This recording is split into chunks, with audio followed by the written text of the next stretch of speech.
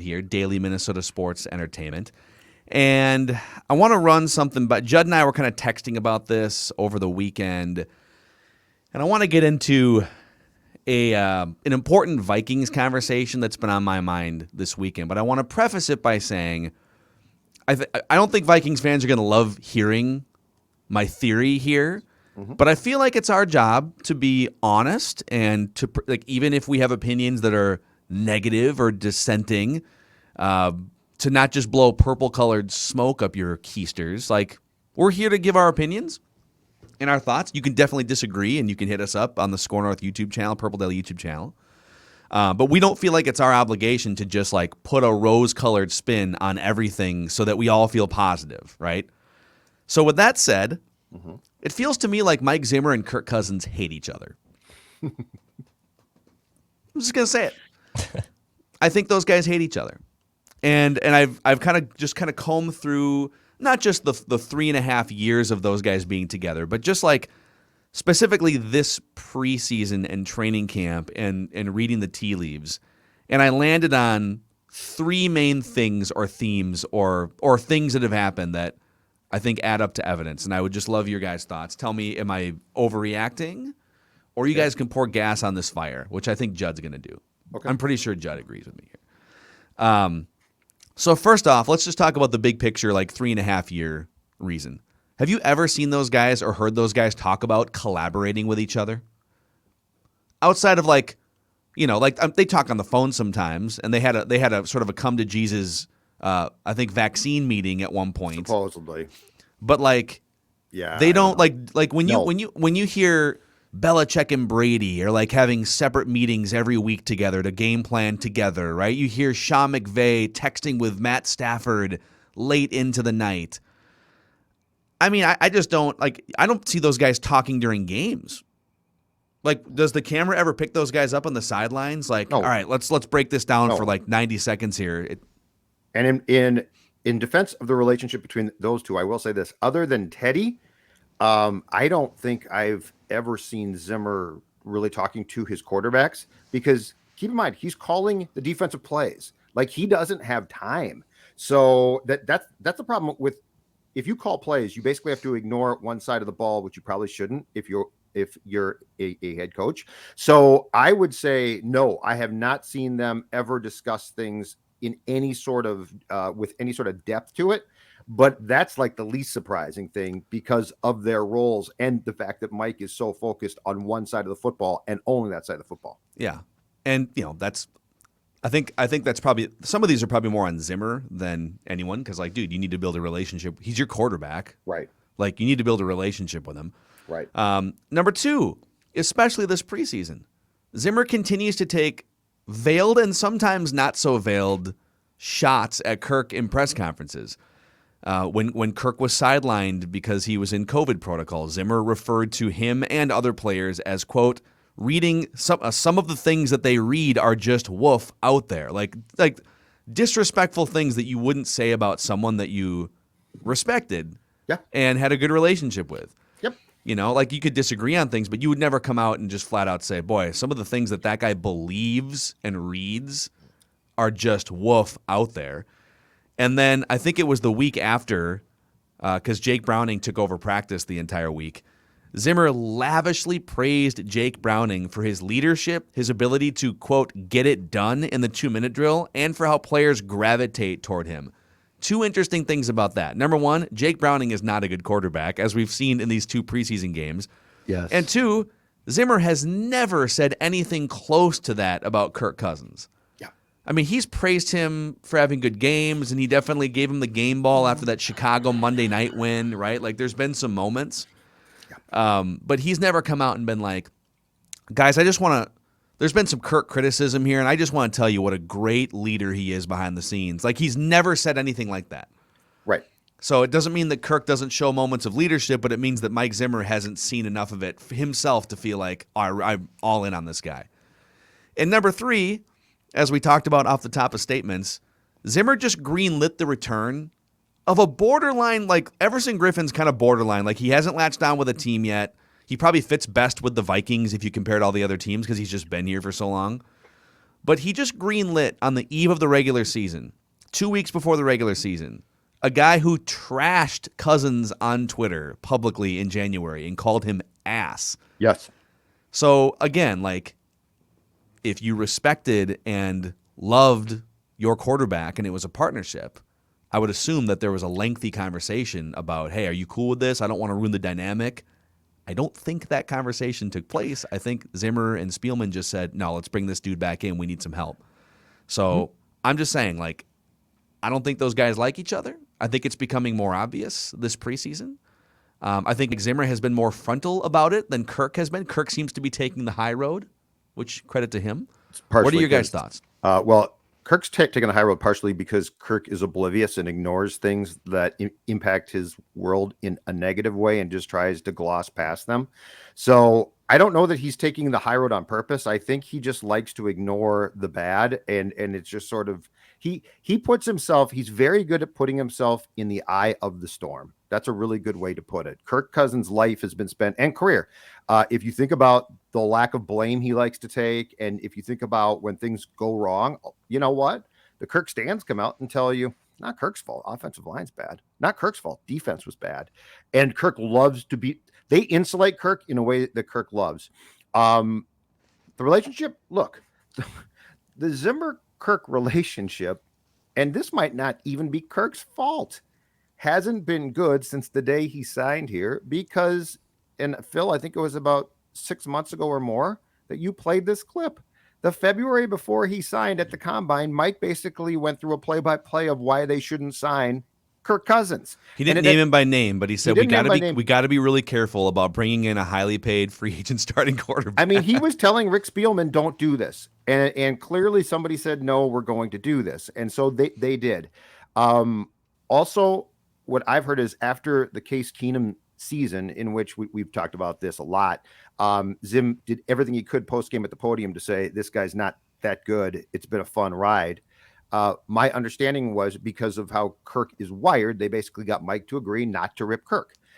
I think that agreement has pretty much been adhered to until now. And look, right or wrong, this is not a vaccination debate, but when Kirk decided was among the key players on this team to not get vaxxed and then had to miss 5 days, Zimmer was done. And because Zimmer believes that everyone should be vaxxed. Should be vaxxed. And we're not here to spread medical advice. Correct. Mike believes, my guess is if you went out for a drink or six with Mike, that Mike would tell you in his personal life, I don't really like this vaccine thing much.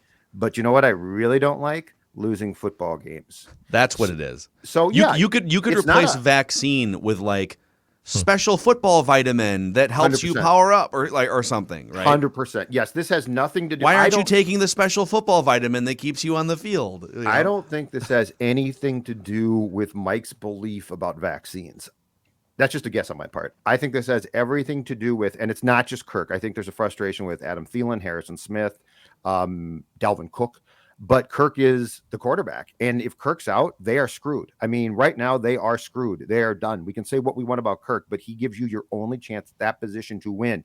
And so I sense the gloves are off. And if Deck's going to actually play the exchange that he's got that I had with Mike on Saturday. This one is labeled Judd fastball in our system. It's actually not. It was very much an inquisitive. I think I've seen something at practice. Joe Ryan. Into Saturday. I think I've seen Kirk is not as sharp as Kirk should be, but I'm just Judd. I do a talk show. I write, but I don't coach this team. You clickbait. Exactly. So anyway, here's the exchange because I think there's some good things to dissect once you hear this. On Kirk, since he came back from quarantine, just from my viewpoint, it seems like he has not been super sharp. Have you seen that? It just looks like the passes aren't as crisp. We've got some guys being overthrown, things like that.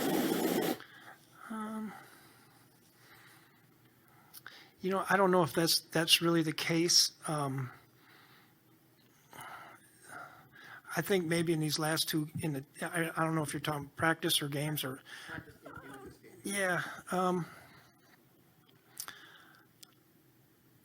don't know. I don't know if that's really the case. I think, with some of the things we're doing in practice, we're probably not allowing him to get to the reads that he wants to get to sometimes. And so, part of it is taking what you can get and then going from there. But you'd have to ask him that maybe. So, okay, Mr. Pot Stirrer. Yeah. I see what you were doing with that question.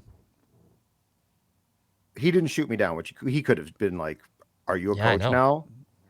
He could have said, and this is all sort of adding up to like, he could have easily said, "Dude, he's been fun." Like, first of all, you don't know what you're watching. You never played the game. Which is a common response, by the way. Yeah. How do you know what you're watching? Yes. But it's almost like he sat there and pondered.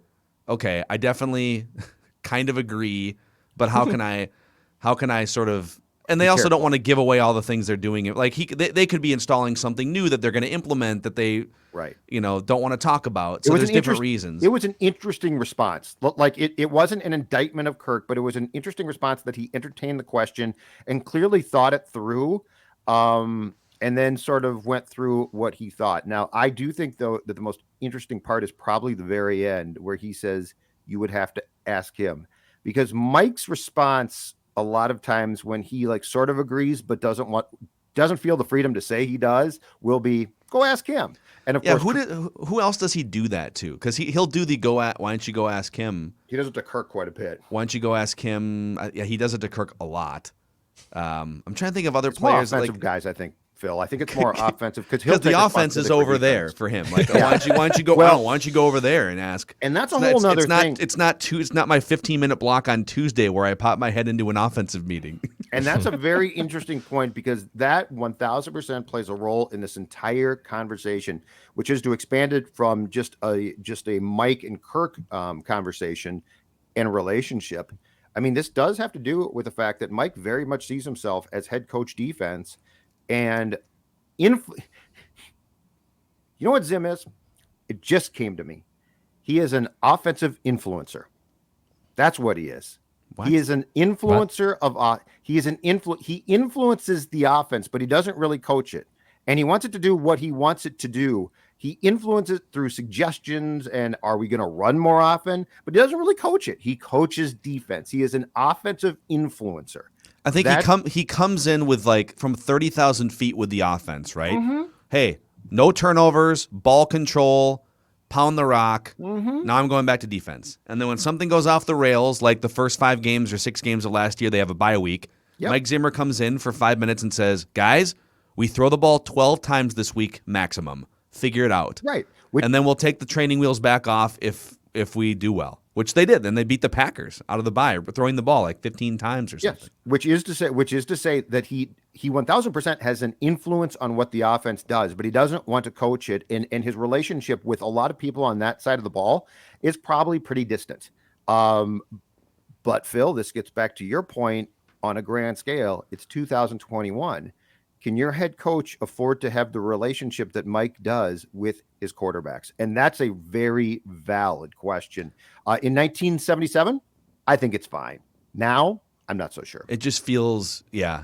And I have a question off that here, but a quick shout out to our friends at PXG Minneapolis. You know, a lot of you have been probably golfing since like March or April as soon as the first, sheet of snow started to come off the ground. I personally don't start ramping up my golf season until like now, like middle of August all the way through end of November. I love fall golf. I love it. There's fewer people on the courses. So PXG, whether you're a summer golfer, a fall golfer, a year-round golfer, it's a golfer's paradise. Southdale Center. Check out. They have all sorts of brand new clubs at different levels of pricing. So whatever you might need, they can help you, and all kinds of summer apparel as well. So check them out, PXG Minneapolis and Southdale Center. And find out more at pxg.com/Minneapolis. So part of me says if Zimmer from the get-go, because ultimately this is going into year 4 with Zimmer and Cousins. They've made the playoffs once, and most of the sports books have them projected to not make the playoffs or be like right on the edge. Like 8.5 is kind of a common over-under win total. Right. 8.5, 9. 8 doesn't get you in. 9 might not get you in. So they're not projected nationally and by Vegas insiders to make the playoffs now. And so, I think if you were to go back swapping Case Keenum for Kirk Cousins 3.5 years ago and say, hey, the Vikings are going to miss the playoffs in 2 of the next 3 years, and going into the 4th year, not be favored to make the playoffs, we'd all be disappointed by that, right? And I think Zimmer feels the weight of this too. He knows his job's on the line, and he's frustrated by players potentially not being available this season because of the vax rate on the team and all that stuff. But my question is, if Zimmer and Kirk Cousins had a more forged relationship from the get-go, and I'm going to put this on Zimmer. Okay. If Zimmer had, instead of Zimmer going up to the podium before they signed Cousins and said, we got to be careful. We don't want to be dropping money on a guy that could take away resources from other parts of our team. Right. If Zimmer had come out and said, man, if we can just get a guy and I'll help mold him. I know I'm a defensive guy, but if his mindset could have been, all right, maybe Kirk's at that price, maybe he's not the perfect option. He's not Tom Brady, but damn it, we're going to put our heads together and I'm going to be super hands-on with this guy. I'm going to treat him like I treated Teddy, even though he's not Teddy. And maybe I can make him better. It kind of feels like Kirk came as a finished product, even though he was still in his 20s. And Zimmer just said, oh, that's a finished product. Then he needs to just figure it out. And there's been a lot less molding. There was still molding to be done. A head coach can still mold a 29-year-old, 30-year-old quarterback. That's pretty young in quarterback years. Ryan Tannehill was molded by Mike Vrabel. Mike Vrabel's a defensive guy. Ryan Tannehill got way better when he came from Miami. Right. So if Mike Zimmer had embraced this relationship more from the get-go, or now, would the Vikings have had a different level of success at any point in the last 3.5 years? I don't think so, because I don't know how much. I mean, just from being around him at press conferences and stuff, I don't know how much Kirk allows you to mold him if he doesn't trust you completely. We could probably count on a finger the amount of pro coaches that Kirk has had who I think he fully embraced. And that guy's name is Kyle Shanahan, and he coaches in San Francisco. McVay, him and McVay had a connection. Yeah, I think. But the interesting thing about this is does responsibility for this also now in hindsight go on Spielman as well? Because if you hired in 2014, very much on purpose, a defensive coach who, by the way, came in and defensively did a very good job. The quarterbacks he likes. You knew from the year in 2015 when you obtained Bradford that it took a year before Zimmer, I think, embraced Sam. And because I remember going into 2016, they talked about that he had gone out, or I'm sorry, going to 2017. So Sam came in 2016. That they had talked about the fact that I think Zimmer had flown to Oklahoma and gone out to dinner with Bradford, and that they had started to get on the same page. And this was a year after he arrived. So I guess my question back to you, Phil, is do we blame Zimmer, or not blame Zimmer or Kirk, but actually blame the GM who went out and did this? And I understand it's a fun splash move, but if you knew all of the dynamics at play here, and if you're Rick, you're paid to know those things, did you make an assumption about how things were going to work out when you full well knew that what we're seeing now was a definite possibility? I'm going to hold off on the word blame until this season's story is told, because all of the parties involved deserve to tell the story of 2021. And we have our thoughts and opinions on, and we've given them on where we think this thing, it feels a little rickety right now for a lot of different reasons. But if this season doesn't result in at least a playoff appearance, and now you're talking about 3 out of 4 years missing on the playoffs, now the word blame is going to be very prominent, and jobs are going to be probably held accountable. So Absolutely. We'll see. I'm talking more about the first 3 years and sort of the vibe that we feel right now, and then if it continues into the season, then I will be much more aggressive in my blame of the Viking situation. They could also come out and start 4-0, and the offense could look amazing, and the offensive line is better. Right. And that wouldn't, honestly, that's what should happen. Look at their weapons. Kirk's in his prime.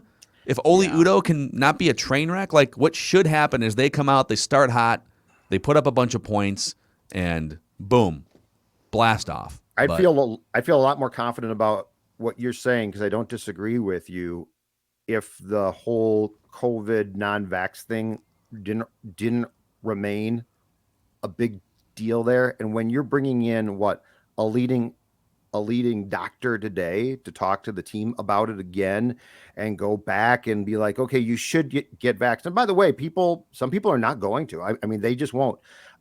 That's the type of thing where it's a distraction and you don't need that. This team needs to set up as many conditions to be perfect as possible. I get guys are going to get hurt. Like there's going to be normal football distractions, but the Vikings remain or probably are still the least vaccinated team in the league. And it's stuff like that can derail things really, really quickly. And, keep in mind too, you don't even have a quarterback behind Kirk right now who, if he had to step in, you would feel comfortable throwing more than like 2 passes a game. Dude, that's what concerns me. Jake Browning was one of the worst quarterback performances I've ever seen in any NFL preseason game. Yeah, I agree. Let alone regular season. That was really bad, man. So all right.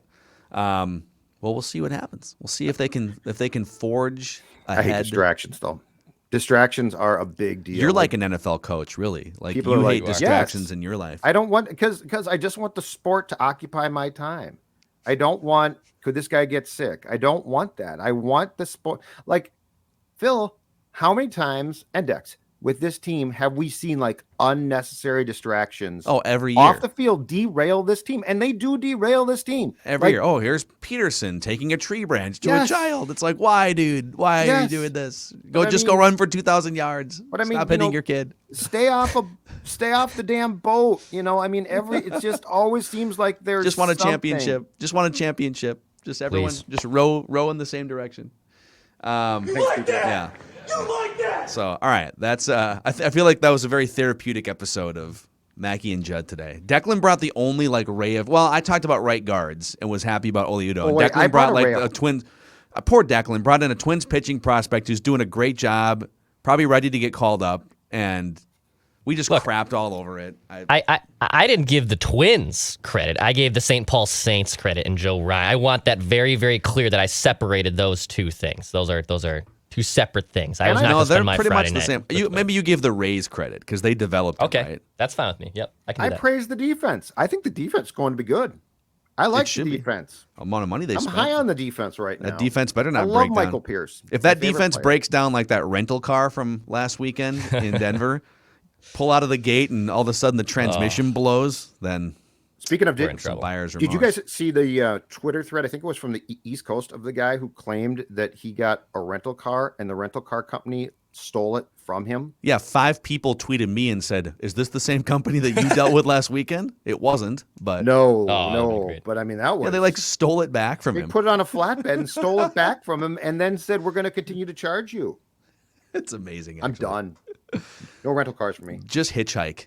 It's Judd here for hitchhiking across America. Yep. Yeah, put that thumb out, folks. All right, thanks for hanging out with us today. Mackey and Judd, don't forget daily Vikings conversations also on Purple Daily, and we're working on some fun things to announce on Purple Daily and Mackey and Judd here in the next couple of weeks. We're still trying to dot some I's and cross some T's, so stay tuned for some fun show announcements. We'll see you guys tomorrow.